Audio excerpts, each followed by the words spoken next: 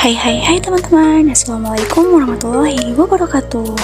Kehidupan dengan latar belakang berbeda di setiap daerah membuat Indonesia kaya akan kebudayaan, adat, tradisi, dan agama, sehingga dikenal hingga ke mancanegara. Hari ini kita akan belajar tentang salah satu warisan budaya. Salah satu budaya Indonesia yang terkenal adalah kain tradisional yang dimiliki setiap daerah. Sebut saja suku Batak yang dikenal dengan kain ulasnya, suku Jawa dengan kain batiknya, serta daerah-daerah lain di Indonesia yang memiliki kain tradisional. Begitu pula di wilayah timur Indonesia, yaitu Lombok Timur, Nusa Tenggara Barat, juga memiliki kekayaan budaya berupa kain tradisional yang dikenal dengan tenun sesek. Yuk sama-sama kita belajar sejarahnya. Pringgasela adalah sebuah kecamatan di Kabupaten Lombok Timur, Nusa Tenggara Barat, terletak di bawah kaki Rinjani, dengan tugu sederhana di tengah perempatan jalan desa menjadi ciri khasnya. Desa Pringgasela berlokasi sekitar 54 km dari kota Mataram, atau sekitar 1 jam perjalanan.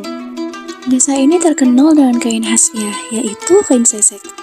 Tenun atau sesek Pringgasela adalah kerajinan tenun tradisional Indonesia yang berasal dari Nusa Tenggara Barat, dan telah ditetapkan oleh Direktorat Warisan dan Budaya sebagai Warisan Budaya Tak Benda Indonesia pada tahun 2018, dengan domain budaya, kemahiran, dan kerajinan tradisional.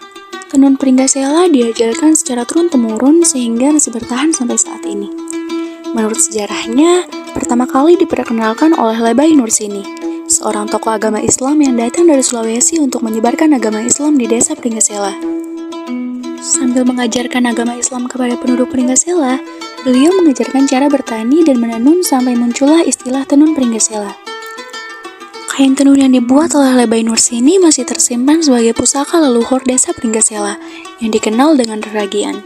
Alat untuk menenun motif namanya prane. Untuk pewarnaan sendiri menggunakan bahan alam, misalnya potongan kasar kayu Banten untuk mendapatkan warna merah, kayu nangka untuk warna kuning, dan dedaunan untuk mendapatkan warna hijau.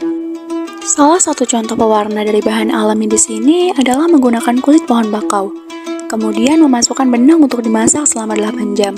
Hal ini dilakukan selama berulang-ulang sampai mendapatkan warna yang diinginkan. Jika sudah, benang selanjutnya dijemur di bawah terik matahari sampai mengering. Nah, benang-benang yang sudah jadilah yang siap untuk ditenun. Kain tenun Pringgasela sudah ada jauh sebelum Belanda menjajah Indonesia.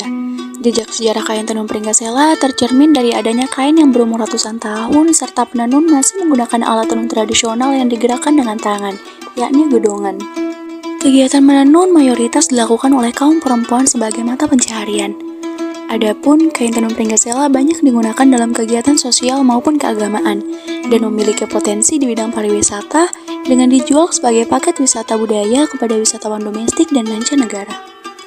Perempuan dan tenun sudah menjadi satu kesatuan. Dalam tenun ada kesabaran dan ketekunan para perempuan yang membuatnya.